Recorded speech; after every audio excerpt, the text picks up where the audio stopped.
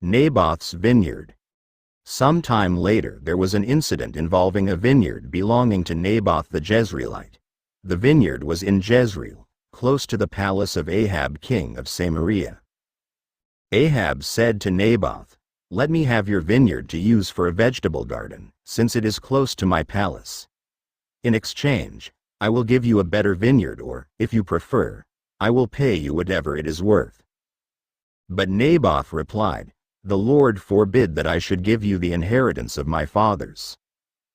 So Ahab went home, sullen and angry, because Naboth the Jezreelite had said, "I will not give you the inheritance of my fathers." He lay on his bed sulking and refused to eat. His wife Jezebel came in and asked him, "Why are you so sullen? Why won't you eat?"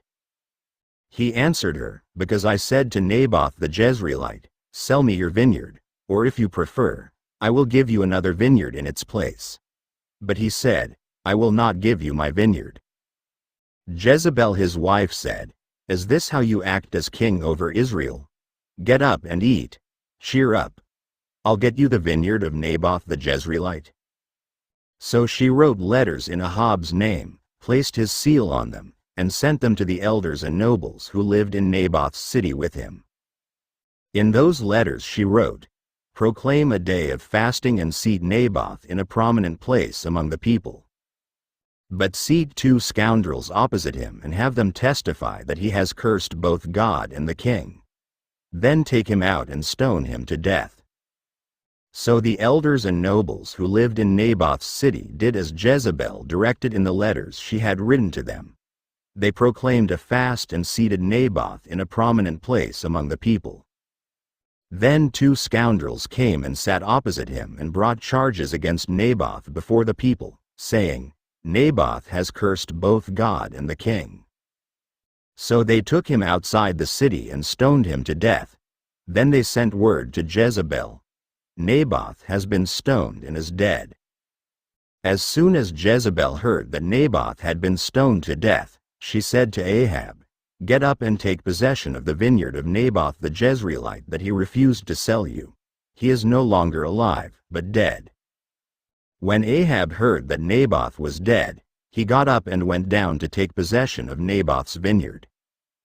Then the word of the Lord came to Ahijah the Tishbite, "Go down to meet Ahab king of Israel, who rules in Samaria. He is now in Naboth's vineyard, where he has gone to take possession of it. Say to him, 'This is what the Lord says.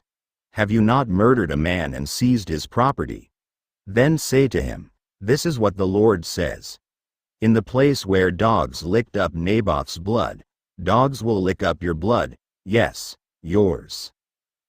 Ahab said to Ahijah, "So you have found me, my enemy, I have found you," he answered, "because you have sold yourself to do evil in the eyes of the Lord. I am going to bring disaster on you.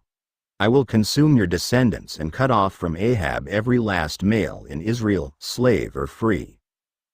I will make your house like that of Jeroboam, son of Nebat, and that of Baasha, son of Ahijah, because you have provoked me to anger and have caused Israel to sin."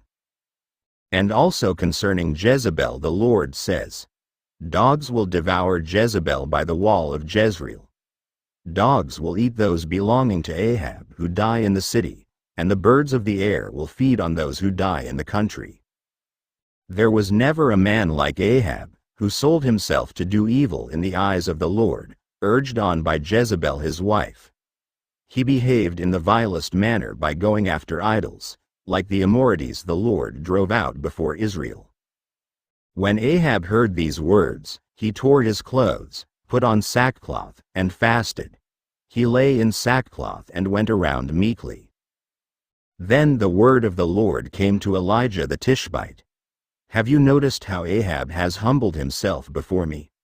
Because he has humbled himself, I will not bring this disaster in his day, but I will bring it on his house in the days of his son."